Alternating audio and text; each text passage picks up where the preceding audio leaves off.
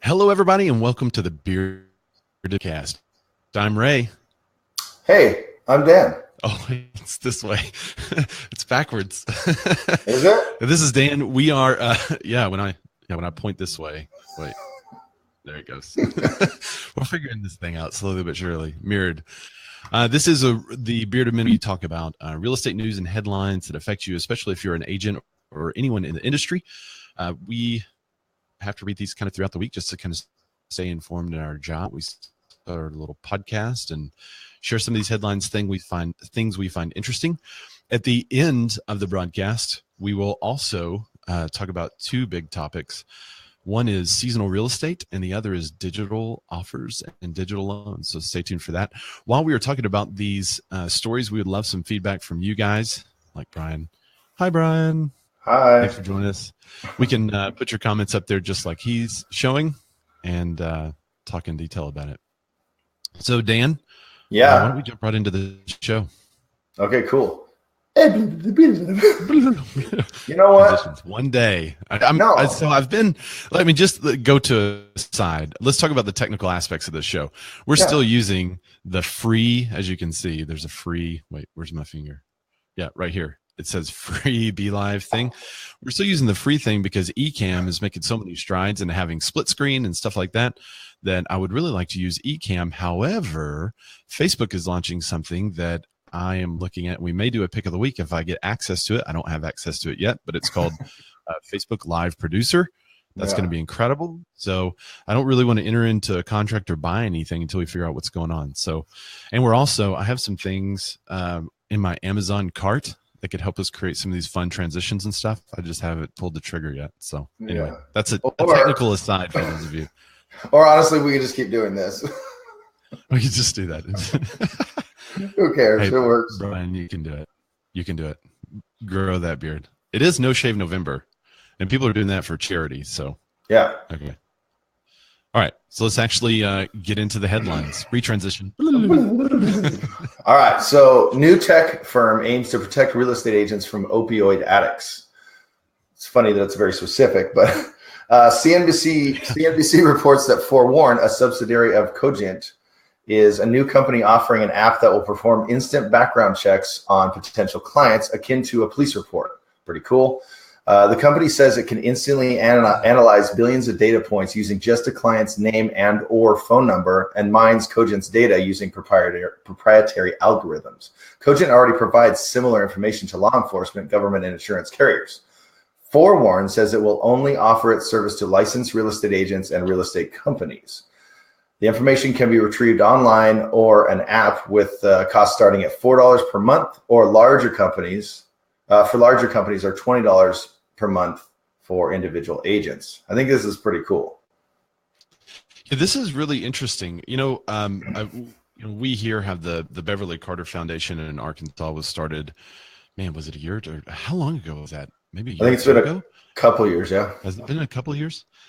So Carl is Beverly's son, is actively involved with the Beverly Carter Foundation and just a champion of agent safety. So if you haven't ever seen the Beverly Carter Foundation, check that out because they are nationwide now. But we're pretty active in that and agent safety and promoting agent safety. So anything that helps the agent like this would be a huge help. My only question is, where are they getting the data? Billions of data points. When you get pre-approved for a home loan and then you get to the closing table and they make you sign off on stuff and they're like, oh, hey, we found this person using your identity or somebody with your same name or similar social or something like that. And we just need you to sign off that you're not them.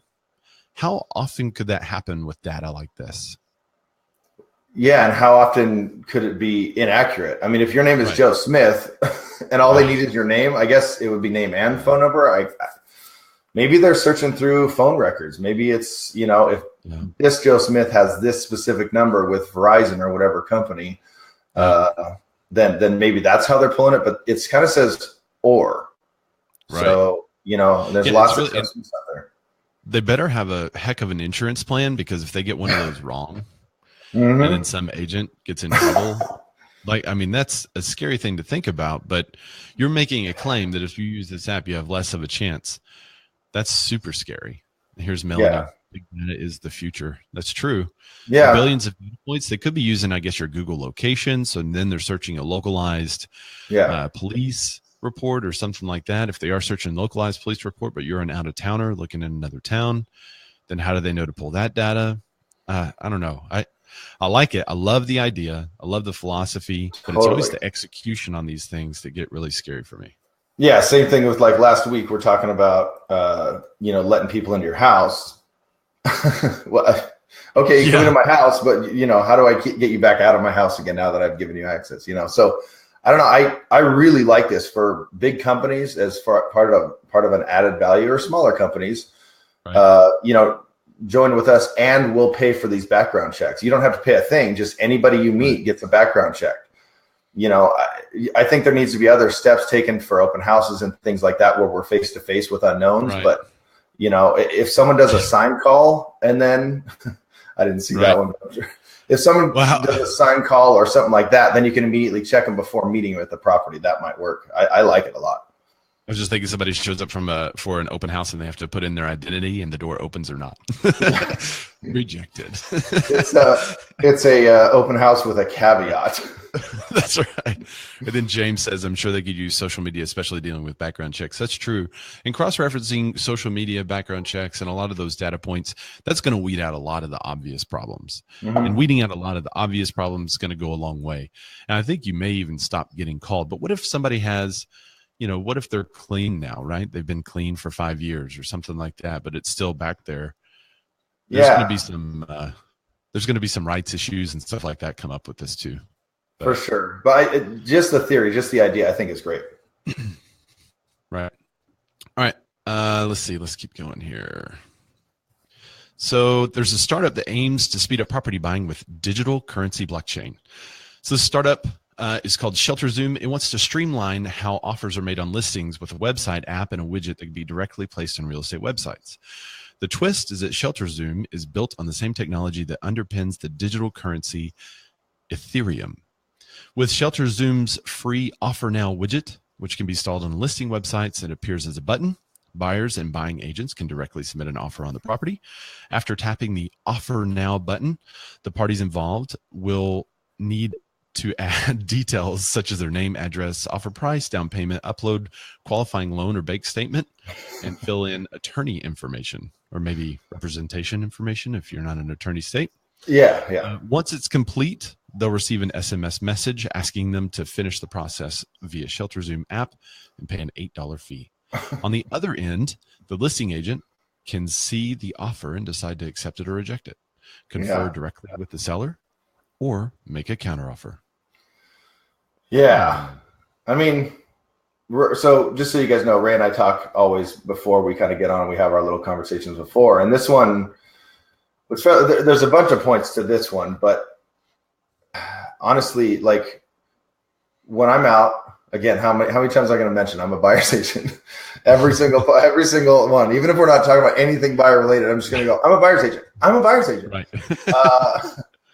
Then if we're out seeing properties and we dig one, I just did it the other day. We'll go meet someone and we'll write the offer together. This is that whole I want it now thing. And, being as old as I am, I'm before technology. And then I've seen obviously technology boom and this whole everything right now. I need everything right now at my fingertips. I dig it on a lot of points. I really, really dig it. But does it really help here? Like, do you really want to just be able to submit an offer with no connection, totally unprotected, no one to have your back? I mean, I don't know. And paying $8 for it. Well, it also says that another agent can do it. But what's the difference in them just sending me an email? I don't know. We want to offer this price. Yeah. Hey, we haven't written the offer up yet, but we're going to offer this price. So hold on a minute. Right. Okay. unless emails are slower somehow than the startup claims to have. I don't know. That's a little bit. I don't get it. Yeah, I don't know. And you'll hear me say it a lot too. I'm a big connection. The entire reason I got into real estate was connection and being able to connect people to homes. Hold on. I made a new mistake. I thought I turned it off.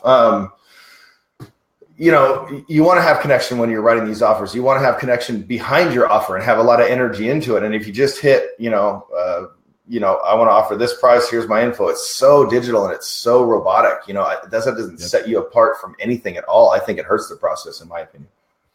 Yep. And we'll dig a little deeper into this too, a little later, kind of the inner workings and some additional thoughts.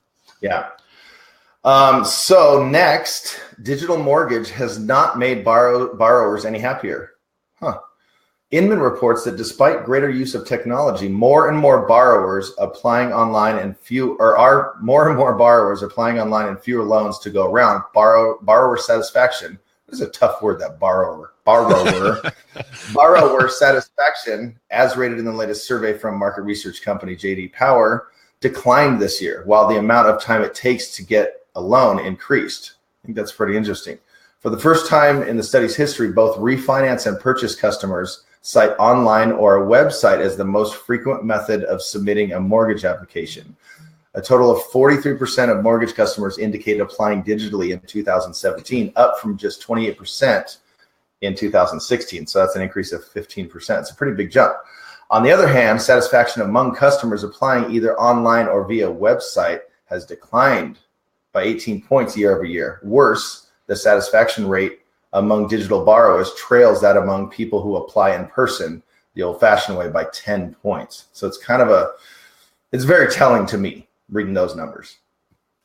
Yeah, and there's a lot of questions about the study, which we always kind of like to put it in context. One of the questions is, are they lumping in your local lender that also asks someone to apply online or through their app, or are they specifically talking about like a Rocket Mortgage or something like that, where it's strictly an online mortgage lender? Is it super black and white? Questions about that. Right. And like I said, we'll dive a little deeper into the digital mortgage and the digital offers at the end. So James, I want you to stay tuned too. Here's James's comment. As being a digital specialist for NBC and Fox 16, people love the fact, hey, get it done now. Submit an offer in real time instead of passing on the paperwork emails. I could see both sides. Yeah, that's a good point, especially millennials. They're going to want to just get it done. Don't waste time. Investors, kind of the same ilk, but we'll talk more at the end. So James, stay tuned if you can. All right. Let's see. The NAHB CEO says that the tax plan that Congress is looking at right now is on the verge of starting a housing recession. On NBC's Power Lunch, Jerry Howard of the National Home Association of Home Builders, the NAHB CEO, shared that he believes the housing recession is on the way if the tax bill passes. He says there are 7 million homes on the market right now that are more than 500,000. Those houses are automatically going to be devalued, he said. We've seen this. This is further his quote. What we've seen is that when house values start to go down, it spreads to the next market after that, another market, and the next thing you know, you have a recession, he says. The people who are counting on this equity in their homes should sit tight for a few years. So this one, we could kind of go into a little more detail. What was your gut reaction when you heard this? I mean, it's tough to really kind of say a blanket. To me, it's hard to throw out a blanket statement like this without knowing every single market you're talking about. I mean, we have a lot of friends around the country that their markets, we have one friend that we talk to quite often, and his average purchase price, I think, is $170, and he does a lot of USDA loans. So he's never going to be affected by this. And that's, he has a big chunk in the state he's in that are like that, and I know California specifically, obviously we have higher end areas. I think there's higher end areas in a lot of states, but just me specifically, my clients, I don't have a ton of clients that are over the $500,000 loan amount. Most of them were in the, 350 range, maybe, because there's a whole jumbo thing that happens too that you want to stay away from. Mm-hmm. So, and a lot of people want to avoid that. And there's a lot of, just with different counties around where I work, the mortgage amounts are all different. So there's an 80-10-10 thing that happens a lot. So they get to do 10% of their own money than a loan that's 10 amount, but it still keeps it well under the $500,000 thing. So I don't know. That's just kind of a really broad stroke of the brush there to say that I think it's going to cause a recession. And we've also seen so many varying opinions on this where, if I'm in this market, I might think it's going to really hurt my clients if they have, loans over 500 grand. And again, this is moving forward. This isn't loans that are existing right now. This is future loans. And by the way, if this is a past, and if it's passed. Right. And then the other thing, then we have just the opposite end of the spectrum. We're like, no, this isn't going to hurt us at all. In fact, they think it's going to help their markets. So, I think it's very interesting. For me, the NBC host went on and asked the question. He said, I'd like to see a study done of what markets this actually impacts. And he asked the question that we asked last week, if you remember, who relies on a tax deduction, or who thinks about the tax deduction when buying or selling a home? And the CEO said lower and mid-range homeowners. Well, right. If they're the ones that are thinking about it and relying on it, right, and it affects those over 500,000, there's very few markets that 500,000 is considered mid-range. I would think that's kind of higher end, and I think in most markets, I know Arkansas, our average price is 180, so 500 is luxury in our market. Yeah. So I'm trying to look at this from a different perspective. This guy obviously knows something. He's the CEO of National Association of Home Builders. Right. But it just doesn't add up. If that's the case, then it shouldn't make much of a difference in the home buying or selling for most of the people who are selling their home. He threw out the number that 7 million properties are for sale over 500,000, but how many of those have loans over 500,000?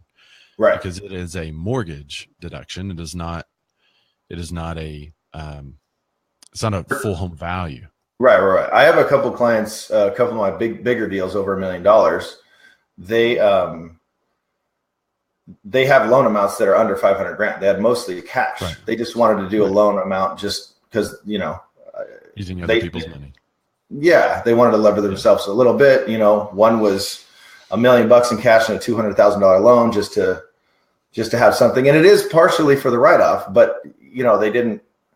I don't know. And then there's the whole argument about if it's what he says, which is the lower and middle, then that's kind of a good thing that we're still being helped out here. We are affecting the higher end purchases. I just don't. Luxury to me is luxury. If a house is nice and that neighborhood's nice, it's going to pull that price tag to me. And it seems like a lot of luxury, especially in our market, is a little inflated. I mean, we have a 14 or 15 month supply currently. You've said that before. It probably needs to lower their prices right now in order to sell. And so I also don't think that the luxury market lowering their price is going to cause a recession. I believe just the opposite, because if the luxury market starts to have a compelling price, it's going to pull up home buyers in the move up market.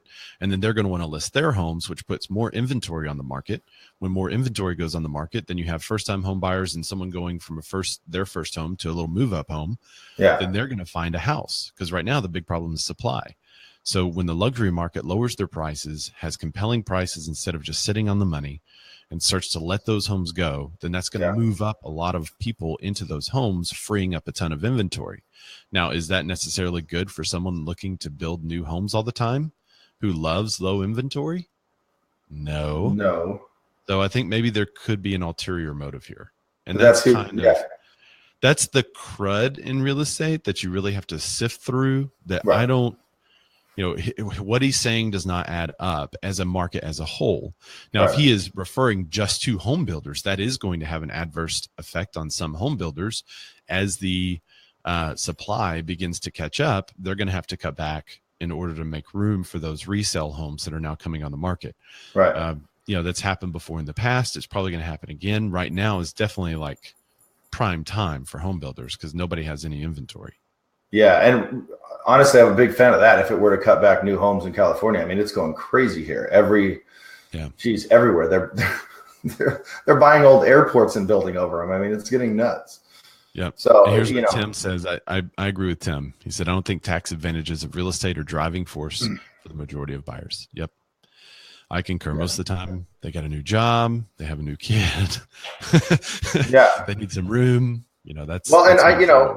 If they just want to stop renting, whatever that is, they just want to be done renting. That's what I get a lot. They're over renting because it's so expensive here in California that they they're done renting. They can afford a house for less than they can rent for, so I think that's a driving factor. And, I also have the scenario in my head about like, what if you've been in your house that's worth $500,000 for 10 years, you paid down the mortgage quite a bit, you have a lot in equity, you're going to leverage that and technically go into the luxury market. If that's 700-800 grand, whatever that is, you're going to have more than 20% to put down. You're going to get back under that 500 grand anyway and still get the tax deduction.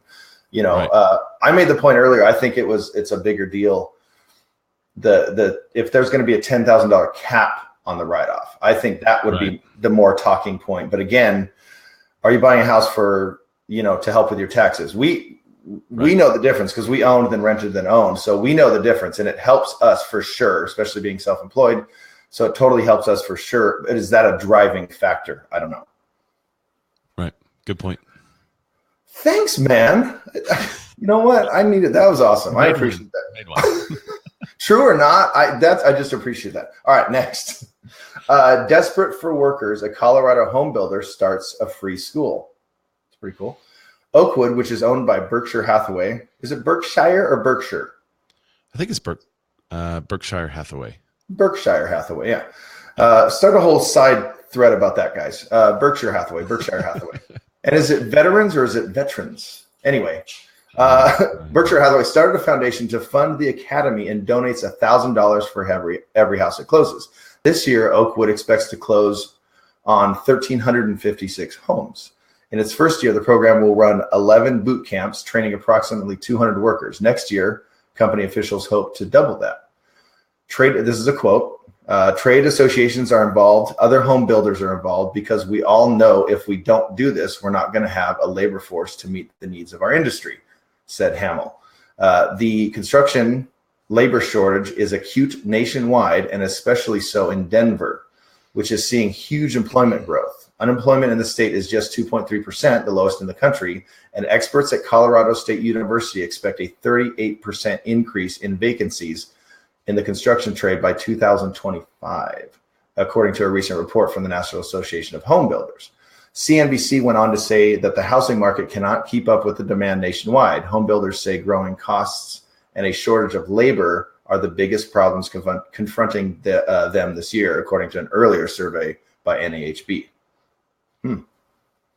Interesting. Well, I guess if the tax plan goes into effect, they will need all these workers they're training.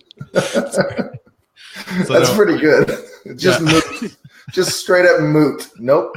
Don't need them anymore. No, moot point. No, this is good. We put this story in here because, it's good to have kind of like a heartwarming story, but also just something interesting where you see real estate, this is a home builder, but real estate companies and stuff are doing this to help train their employees too in some different areas of the country. So I could totally see this being a way to train labor so that then you get the benefit of that labor working for you in a way that they're working right. Because some labor comes in trained and you have to retrain, especially if you want certain standards met, right? You don't want to just, go willy-nilly. So anyway, I like the story. It's kind of a heartwarming moment. It is. It's cool. I love the give back thing, because so many times I have a funny story from yesterday.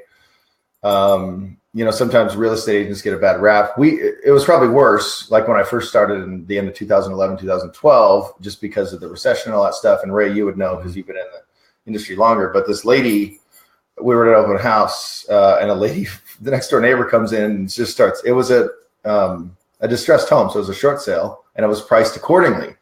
And she comes over there, you undervalued this by $100,000, blah, blah, just mad, just yelling, and the agent, the listing agent was so nice. He's like, well, I'm so sorry, that you feel that way. I apologize. He was so nice. And I'm sitting there going, I started kind of going in like, that's not actually how it works. Like, we're not in a distressed market, so it doesn't really affect your home unless you're underwater as well. And, so it's kind of cool that when you see an uplifting story where, because we do, a lot of agents like to give back. I mean, there's a large company that every year they give back for an entire day. It's a whole thing. Right. So it's cool that this gets out there. I love it.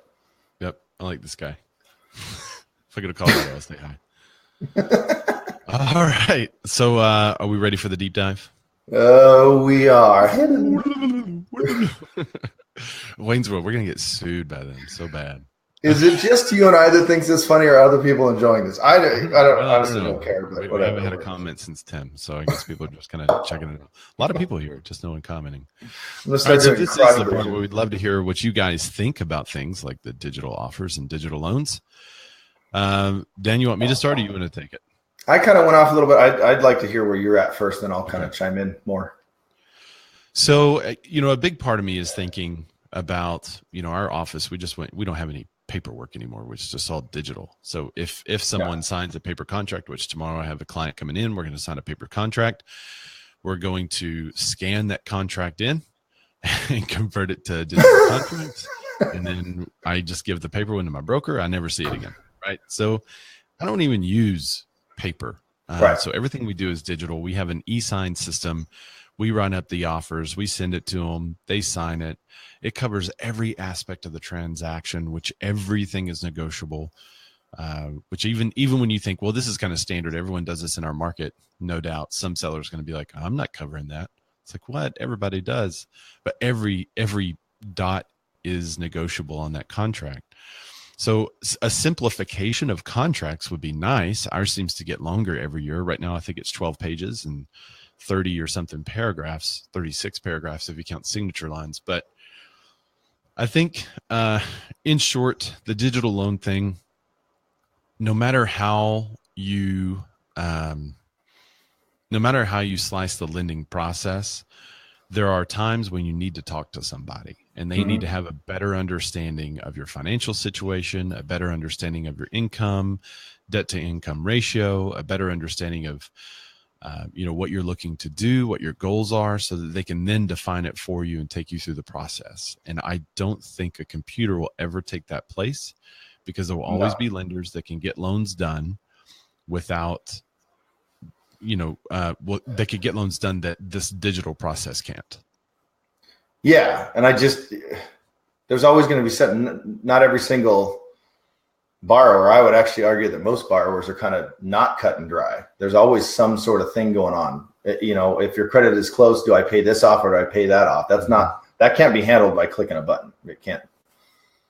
Right. So. And then on the digital offer side, I just don't know what the difference. I mean, I'm there preparing that offer for them instead of them having to think through all those things themselves. Even if I were to send a blank contract to somebody and said, here, I made all the boxes where you can fill it in, they would call me and say, well, what about this section? What's this section? How about this section? And I could say, well, just read it. But it's so much better when you get the guidance through the process. So I think digital offers may be cool to start the conversation, but I don't think it's ever going to be used to lock it up.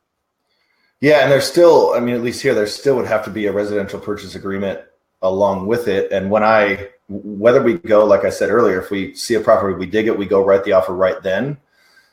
To me, that's more personal than just clicking a button, obviously. But if we write the offer then, or if, we part ways, they want to think about places and then tell me the one they want to write on. I'm still sending them something to sign, and then they can view it. So if they've never, because a lot of times I'll show them the contract up front just so they're aware of, but they still, if they're reading through it, there's a lot of little things they might have questions about. And on a digital offer, you just like, I want to pay $498,000 for this house. Boom. What did I just get myself into? There's no one there guiding them through the process, Right. And what's standard, what's normal, what's the next steps. So I like the idea of having a offer now button on my website, though. I may do that. Yeah. But just go to an email. It'll just email you guys, and then you'll be like, okay, what do you want to offer? I'll write it up for you. What do you want to offer? Let's write this deal.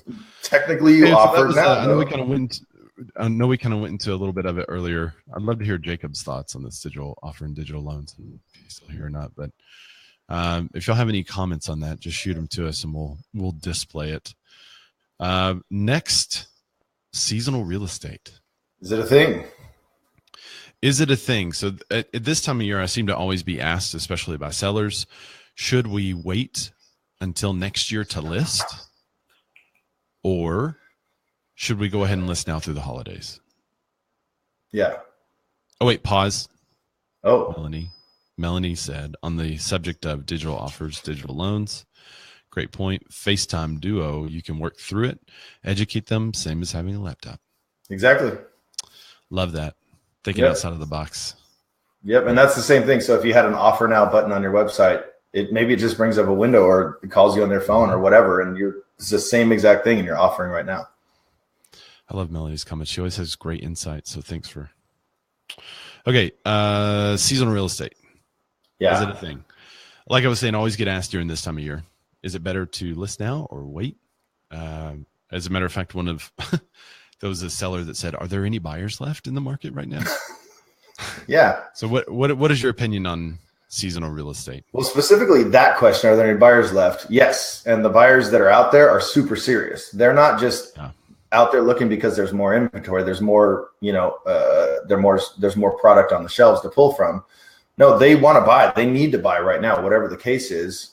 I don't have a ton of buyers that are like, hey, let's just see what happens over the winter. And then if nothing happens, whatever, I'll wait until there's tons more inventory for me to compete with, and tons more buyers for me to compete with. Let's just do that. No. So A, I wouldn't allow that to happen. But B, the buyers that are out there right now, usually during these times, because there's always that thing about Brett Rockwell, go Dodgers. What happened there? But I'm so sorry I feel bad for Brett specifically. He was so sad, so sad.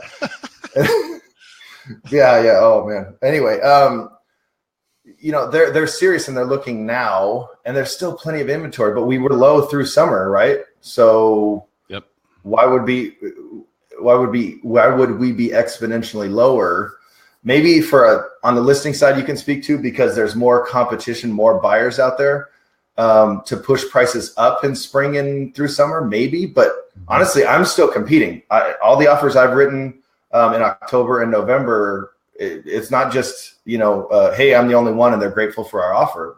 There's one that we wrote on the other day. They had 3 other offers. We were the 4th. So it's still competitive out there, and these buyers are serious. They'll do what they have to do to get into a home. So I'll let you speak to the listing thing, then I'll bring it back to actual agent stuff. Okay. Well, before we get into that, I just wanted to put up, that's directed to you. Great on-topic discussion here. And Aaron said, Beard's on point today, gentlemen. Oh, she loves the topic. Aaron, I'd love to hear what you think about the topic. Thank you. The Angels weren't competing. That's true. No, we were working on our cans. Just getting the flame war out there. Okay, on the listing side of this seasonal real estate question, I think it matters more that your home is ready for the market than the month you list in. I think there's a bigger impact by declutter, depersonalize, pack, clear all your surfaces, get your house ready for the market, neutralizing your paint colors, landscaping. You could do some cool winter landscaping, a lot of mulch in the flower beds and that kind of thing. Yeah. It matters more that you take those steps and get that stuff done than listing in November versus March versus April or August, in my opinion. Well, and I'll let you keep going, but I want to ask specifically there. So if my house is the nicest on the market and it's November 1st and it's dialed, it's the farm country look, it's the everything chic right now. Everything is perfect. It's a 10 out of 10. Yep. It's everything that everyone wants right now. Doesn't matter the market, doesn't matter the state. If it's perfect right now and I want to sell and I want to move to wherever, I'm going to be, in our markets, we look at comps 6 months back, comparable 6 months back. So I'm looking at the same thing. I'm looking at summer months as well. I'm still going to pull the top price, and buyers are going to see it because they're going to be looking at Truly and Zillow, or agents are going to be looking at those same comps I was looking at. We're not trying to get some bigger price that doesn't exist in November, December. It's still the same. You're looking at those comps from just a month or two ago when it was just as hot. So, I'm agreeing with you totally there. Yep. And if you are the best home in the neighborhood, would you want to list it now when there's hardly any other homes to choose from and you could essentially name your price? Yeah. Wait until everyone and their dog lists their house. And now you have competition. And then you may not see it as competition because you're the best house in the neighborhood, but buyers will make concessions based on their budget. So they'll say, we would really love this house and to spend that extra money, but right down the street, there's another house that's $20,000 less. Over time, we could put some work into it and get what we want out of it. So let's go ahead and buy that one and save the $20K versus buying the best one in the market. But if you're the only one available, they know they can afford it. They'll stretch a little bit, get it. They don't have to do anything to move in. Yeah. I think it works. So I personally, I would like to list my house in the winter months, in the fall and winter months, because I feel like there's less competition. And if I know I'm the best on the block, I've got the best chance at getting the price that I want. That's kind of what Aaron says too. I always ask my clients what are you reading a funny? I'm reading a Jacob's comment. Yeah, I'll get to that in a second. It'll pop up in a second. I always ask my clients what they want to wait until there's more competition by waiting after the holidays to list. Yep, that's kind of exactly what I say. Melanie says residential listings are easier for second home investment buyers who do not want to hold other properties over the season that they won't use. Having said that, there's so many people pull theirs off the market, less competition. Yep, that's kind of what we said too. Yeah. And Jacob says Dan always agrees. We need more. No, I don't. I don't always agree. And we don't always agree with commenters. Yeah. And no, last week I thought we had a little bit more tension. It's fun tension, but I didn't agree with everything everyone was saying. But once I get my Apple iPhone X, maybe it's gonna be on. I'm just gonna be in the background going, nope, stupid, nope, dumb. Who cares? Too expensive, hate it. Right.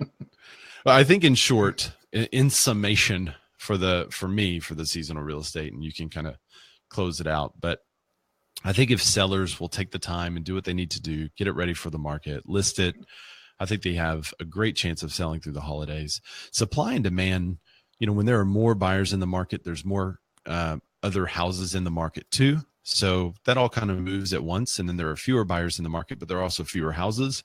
So that supply and demand curve kind of moves with the market to kind of even it out. I just don't think it makes that much of a difference. And for us, whenever we have somebody that goes full out for the holidays and we get that gorgeous Christmas tree photo in front of the mantle with the fire going and the stockings, I mean, people love that. So we sell houses all year round. There's not a time that we break. But one of the things we do for our clients, and for whatever reason, they're still listed in January, we go and we retake photos for them. I was going to say, that's when it gets sad, is when it's like, been on the market for 3 months and you still have that nice Christmassy photo up. Good question, Jacob. Would you personally list your home December 13th or what? Awesome. If my home was ready to list, I would definitely list it, especially decorated for Christmas lights. I would actually do a twilight photo with the Christmas lights on. I would set the table like Christmas, and I would talk about being home for the holidays. I'd market the snot out of that thing. Okay, so I like this question. So if I were answering that, December 13th, I would almost say no, because people are so focused on buying things. Right. December 1st, sure. But people are so focused, especially dudes, we buy our Christmas gifts, on Christmas Eve. They start getting so focused on gifts. Right. When I go back to being an agent, I don't really think about, or I still have buyers that are looking around. I have 3 or 4 closes over my career one was on December 24th, and one was, we got into escrow early December, closed January. Mm-hmm.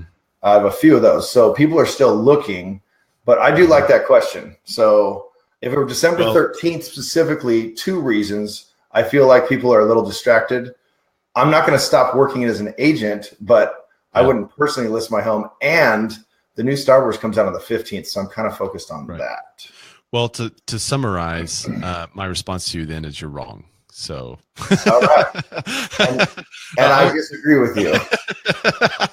So no, I would totally list on if my home is ready to go, everything's ready to go. I would totally do that. I know people are changing their focus on gifts. There's a lot of real estate agents that have kind of backed off their focus. Yeah. And that means a Facebook ad or a Google ad is suddenly way cheaper than normal. And I can get so much more exposure to the marketplace through advertising those properties through that great point. That I can generate a ton of interested buyers because they're not seeing any other houses because all those real estate agents that have backed off. Yeah. And suddenly they're calling their agent saying, hey, we found this one. And their agent says, well, I've got this family thing coming up, but let me make some time and we'll go see it. Because, I've sold houses. We've sold, literally written a contract and had it written a contract on Christmas Eve, got it accepted on Christmas Day. Yeah. So there's no better time to receive a notification that they accepted your offer than after the kids open all their presents. You're like, it's a Christmas miracle. It's a Christmas miracle. And then Billie Jean She said, we moved over Thanksgiving. Why wait? No time like the present. Yeah. And like specifically from an agent's point of view, like this is the time. I think it's silly because there's that whole notion of, well, it shuts down November 1st. This is when you should be working harder because you're building your pipeline for January, February, and March. You're building your pipeline for 3 months out. So if you stop now, you're going to have a horrible spring. Horrible January, February. Yeah. The work we do now is 60 to 90 days out. And when other agents step back is the time for us to take market share. Yeah. And so they're stepping back. We take some market share. And I think it's great. And we have on the previous topic, we have a comment. Let's see, because I asked him to stay off. That like covers your whole head. He said, I can see where digital make an offer now for my generation, aka the 90s babies. Good grief, he's young. Is great in the form of getting it done now. Say out to coffee with friends. Boom, just made an offer. But the same sentence. But in the same sentence, keeping a contract with a trusted lender will always be the best way to go about buying a home, either face to face or over the phone. Digital just makes it a lot quicker to a degree. That's true. If there was it would be helpful as our contracts and everything continue to evolve to have some sort of app, to have some sort of connection with our client to where they can review it and then, hit one of the paragraphs in the contract, ask a question about it. We can see that question, kind of help them out with that part of the contract. They can maybe fill one out that way. That would be cool instead of having a conversation. Because, these days when you call somebody, nobody likes to be called anymore because you're stealing their time. Yeah. So nowadays you text them and say, hey, call me when you can. And then they call you when it's better for them. Right. And we all kind of know that. Maybe holiday. Oh, wait, go ahead. What? I was just going to say maybe like part of the offers you're kind of saying if they're filling out, if it's an app or something, they can do that thing where they highlight over the area they want to know more about and it answers the question for them. I don't know. Again, we kind of focus on this is for real estate agents. Right. The more and more you can connect with people and the less and less, you can keep the more and more you can keep them from doing this right now thing. You connect more with people. You're going to have longer lasting relationships. So again, that kind of goes back to the full service agents are going to stick around, blah, blah, blah, so, yep. And then you want to go back. I would love to have that ability to connect with like to see all the buyers I'm working with in one like view to see the homes that they've seen. Cause I have to click around on a lot of different pages to see that information, but this buyer's seen this many homes, his favorited this many, is ready to write an offer on these two or something like that. That'd be helpful. But that's all along with what you're doing. You know what I mean? You're already doing the full service stuff. And then you can just add that still makes it just as quick. Right. And it's quick for them and they feel like it's full service. I mean, that's win-win right there. So I disagree with you. Better. I don't know if I disagree with you. I'm just I think we agree on that one. Being more contentious. Jonathan says what you said at first. Holiday buyers are more motivated buyers. Yeah. So. Yeah, I agree. And so to go back to the kind of finish on the seasonal real estate thing for agents, we had and I'm going to kind of jump into, we're going to quickly go through into the pick of the week, but our picks of the week, we had one of our team members go to a Tony Robbins event. It was like 13 or 14,000 people, I believe. Jonathan's watching. He can correct that, but I think it was that many people. So it wasn't really obviously one-on-one. It was very big, but Tony Robbins was speaking and he spoke for 4 hours. And he essentially, in a nutshell, the motivation is you. So if you shut yourself down November 1st, you're shut down. If you decide to work harder November 1st, you're going to work harder. And then it goes back to that, you're filling your pipeline for the January, February, and March months. I mean, I just think it's a silly thing to shut down. Sure, you have more family stuff going on. I'm gone for a week every November, but like I'm still working. I'm still following up. I'm still lead genning however I can. I think it's silly to just shut down, and take a vacation for 2 months because you're technically going to take a vacation for 4 months because you're not going to have any work coming up. Yep. I concur. Yeah. So what was that thing Tony Robbins was, we could go into our pick of the week. What was the thing that you saw? So we were doing our weekly meeting. We do a meeting with our team, the SWOT group every Tuesday morning. And our team member. I have Tourette's, by the way. I was just thinking, what if somebody joined at that one moment, like, they're not going to get it. All right, sorry. And they keep joining at that moment, like, what is up with these guys? What is going on with these guys? So I just wanted to explain a little bit. If you just joined during that, that's our that's a temporary transition. Or if they don't have audio, they're just seeing this. Yeah. All right, keep going. We're also magicians. So we're sitting at our meeting, and our team member Jonathan was updating us and kind of going through all the points. And then Jacob, who's on here, which I was giggling earlier for no reason, but his Facebook profile picture is pretty awesome. Yeah, we were going through all the topics. Then he was like, "Hey, have you heard of this app? It's called Breakthrough. It's free, and it's Tony Robbins. And there's a bunch of stuff. I think I said Robbins, but it does a bunch of things. So we oftentimes, as real estate agents, need a lot of motivation. Sometimes it's hard just to get up off the couch and got to review those contracts or those disclosures, which I have to do and finish up. And so this app will just send you quotes every day, or it's got, I'm still exploring it, but you can mark your progress as you go through the app. You can start it over and when you work your way back through it, there's just motivational little, last night it was late and I went to this thing and it was Tony Robbins right there. He's like, I want to help you work on your breathing. So take a second and close your eyes with me. And I was all, oh, wow. And it's this cool little app and it's this free thing. And there's, obviously there's, how to get to events and seminars and all that stuff, but you get a ton for free and it's pretty motivational. And honestly, if I don't listen to a ton of Tony Robbins and I feel like I should, I've always felt like I should. So right now he's in my phone. I can just go click on him and just having him there. He's such a good dude. And he really, really, really seems to be living, through contribution. He wants to give back, and just to have that kind of energy right there, just to watch a quick video, it's pretty rad. I highly recommend it. It's a pretty cool little app and it's free. I like that.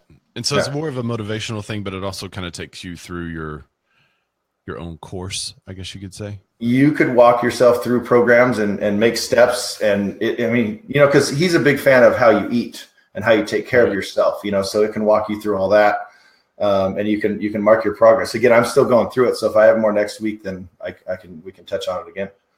Does that have a capability to track your own progress? Like, do you fill it out? Do you journal into it? Yeah, here, I can bring it up real quick. Yeah, I like it. Super awkward.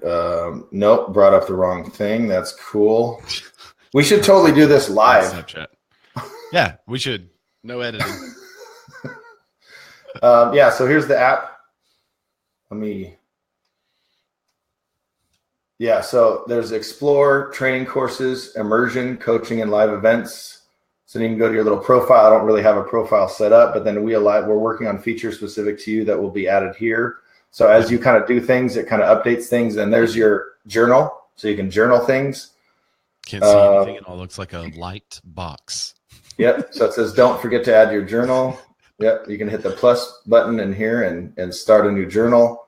We just see a really bright light. That's all we see. It's because my phone is that awesome. It's so bright that you can't even help it. What's the app called again? Let people look it up. Is it called Breakthrough? Tony Robbins? Yep, okay. Breakthrough. If you start searching Break TH, it'll start say with Tony Robbins. You can just click on that. It's been pretty rad. And there's videos like this one is Mind and Meaning, or The Secret to Living is Giving, The Life's Guiding Force. These are all just videos that are right there available in your phone, and you don't have to, I got to go download a podcast, or I got to go to YouTube. Nope, right here on the app. Pretty cool. Yeah. Like we should have a Bearded Men of Real Estate app one day. One day. Hey, just to take a break from our pick of the week, controversial. I just got a listing because I was the only agent out of 4 that told the sellers they should go live in mid-January instead of now. We'd start attracting interest now, but doing some small improvements now. So this is the case where I said, if your house is ready, right? No improvements needed, nothing needs to be made. I think you should go live now, because if we had the logic, the only time hey, you should go live mid-January, then all of your current listings should be withdrawn. And then you should go live in mid-January with them again by the same logic. What's the use of them staying live through the holidays? So that's why I think it's better, because you never know. Like, somebody could be touring this house, the street today, looking for a place to live, right? And if they're ready, if there's no small improvements, that's the caveat he mentioned there. If there's no small improvements that need to be made, I would say go live now. Yeah. There you go. And that's one of the rad things about Jacob. Obviously, you guys are getting to know Jacob through his comments and stuff, but he's super honest with sellers. And I feel like a lot of times agents are just telling sellers, a lot of times in our markets, agents are telling sellers or even buyers what they want to hear just to get the business. Right. And, Jacob is the one that kind of is teaching me, has taught me the full service thing. And if you're not straight up with them and you don't truly have their best interest at hand, then you're not going to get a lot more business, at least from them. And you may not even win that listing. He won out because he was honest with them and they liked the strategy better. If their home was truly, truly ready right now and they said, we want to list now, Jacob wouldn't say no. But just for him, the other agents were pushing, and for him to say, no, I think we can wait and start building interest now and then hit the market or hit the ground running in January. It's super interesting. Token, I visited with a client on Sunday, and I came into their house and they said, hey, we want to go live this week. And I walked them through the house, told them everything they need to do to get their home ready to sell. And they said, okay, we'll be selling halfway through next year. Yeah. So having your house ready, I still go back to that quote, my own quote, having your house ready is more important than the month you list in my opinion. And if they're just not ready, then don't go, don't push it. It doesn't make any sense at all. But you're right. Some agents are just going to push people so that they can get the listings, so that they can generate some buyers off of that. And that just doesn't work for me. I'm usually the only one out of the group of interviewees that's honest with people about the price of their home. Because so many agents just say, well, what do you want to start at? What do you want to list it at? They want to buy the listing essentially. Yeah. Yeah. And that just doesn't work for me. Nope. Okay. So my pick of the week kind of goes along with yours. It's always during this time of year that I start to think about journaling. I went through the first 2.5 years of my real estate career and I journaled almost every transaction, looking at the systems and processes and what went wrong and why was this one fantastic and this other one a fantastic failure. And I keep going back and forth between handwritten and computer-based journals, like some kind of entry. The problem currently with a handwritten journal is that it's not searchable. And so if you want to find something later and you have volumes and volumes of journals, it's difficult to find what you're looking for. You can't archive. Yeah. Right. That problem is being fixed. There's actually technologies out there scanning journals and making digital copies and, using computers to read handwriting and then making that handwriting searchable. That technology is there. In a couple of years, we will probably be able to write in something like Penultimate and it would know the words that we're writing and then that's searchable. So that will save or solve that problem in the future. But currently, especially with business related things, if I have an idea or I have something that I want to put down and think about later, I want to be able to find it later. So there's a journaling app called Day One. It's super clean. It's not, one of the problems with journaling is that you start and then you get distracted by all this other stuff. Day One is fantastic at not distracting you. It also syncs. So you could pay for the Day One. I don't know if it's premium or there's some kind of Day One subscription you can do too. That if I'm on my Mac or if I'm on my Apple phone, or I think they even have a Droid app. I'm looking now. It actually says unreleased, so it would be early access for Droid. Yeah. For Droid, so you can probably get into the beta to get it. I know they've been headed that way. They've also been working on encryption for these because right now it goes up to the cloud, and I don't know if the encryption has been done or not. But if you want to keep your journals encrypted, I think you can do it through there. Eventually, I know it's something that's high on their priority list, but it's a really cool app. You can also start different journals. So I have like a business journal. I have like an ideas, like things that I want to mull around, think on more later. And then I just have kind of some personal writings. So I really like it for that. So check it out. It's called Day One. Good little app. Yeah, it's cool. It's got, I can download it, but I can't get through all of it. But you can do maps, calendars, photos, timelines. It'll tag your location and you can also record the weather. And you can record a whole bunch of that stuff. There's also an app, I don't have it, but BMORE comes highly recommended by Apple. That's one of their top journaling apps. Let's see, Melanie talks about journaling. Let's see, if you want to start journaling, a super cool app is 5-Minute Journal. Reminds you to be thankful, set some goals, write affirmations, inspiration, set a reminder, AM and PM. Yeah, and that's what I like about Day One too, is you could set a reminder for whenever you want. So I have mine set every evening. I journal. So it just kind of sets a reminder about the time I'm ready for bed. Hey, it's time for your journal. I can fill it out real quick. Just, hey, here's a couple of things that happened during the day, or I can go into detail. Sometimes, for some reason in college, I trained myself to think and study at Starbucks.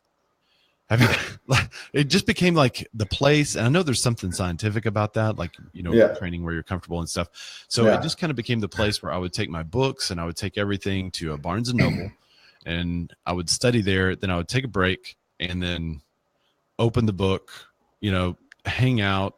You had all that noise going on, the pow, pow, pow, because they were always banging the stuff, at Starbucks. Yeah. And for some reason, I can be in that environment and go really deep. So I love, taking 30 minutes, finding a coffee shop, sitting down and just writing. Yeah. So I love doing that. And sometimes I'll write blogs there instead of at my office because I know it's less distraction. This morning, I just found a quiet spot, sat down, hammered through a couple of things. It was really nice. So, you get to be the super cool one. This, you can act like you're working on a screenplay. Yeah. Yeah. This is my screenplay. This is the next edition of Home Sweet Arkansas. There you go. Yeah. Did you see Colin's question? Yeah, this is very important. Has your beard ever won you a client? Yes. Yeah, for sure. Straight up. This is a subject. We're going to get into this more next week because I did get a comment from somebody that said, hey, you should totally shave your beard. It's costing you money. Oh, so far, I've not noticed that. So far, it has changed how people view me when they first meet me. And then when they see what we're doing and my numbers and everything, it all makes sense. But this is literally what happened one time. I was meeting a Zillow client at a house. I'd never met them before in person. They were pre-approved. I got verification of all that. So I went out to this house to meet them. The girl who is buying the house, younger, she jumps out of the truck or out of her car. I get out of my truck and I hear her say, yes. And her mom says, you'll have to excuse her. She chose you on Zillow because of the beard. There you go. Well, okay. And Jacob, I know. I like you too, Jacob. There you go. Yeah, so, I'm like yes, you can win business with the beard. And I know, you kind of play it up and it's kind of your branding now. Was it originally when you started real estate? Did you kind of use the beard? No, that's part of why I believe in kind of having your own image, because I tried to look like what I thought a real estate agent a realtor would look like. I trimmed my beard down and wore a suit and a vest, and it was just. Thank you, Colin. I appreciate it. Colin likes my voice. I don't think anyone likes my voice, but Ray's is so super smooth. The only reason I like the podcast is that the only reason I like to do this is to hear Ray's voice for an hour. The soothing tones. It's all about the mic. I know. I got to get one of those mics. And then when a mutual friend of ours was my original partner, when he kind of taught me to loosen up a little bit. It's okay to be yourself. He was super himself all the time. And then, not to give Jacob more props because his head's going to get too big, but that's when we really started hitting our stride. Like, it's okay to be yourself. And the beard, like 3 years ago, came back and grew out. Even if it's not a beard, it's just be yourself. People attach themselves to that. If you can't make everyone happy with the way you look or the way you are or whatever. So why not hone in and focus on what your attributes.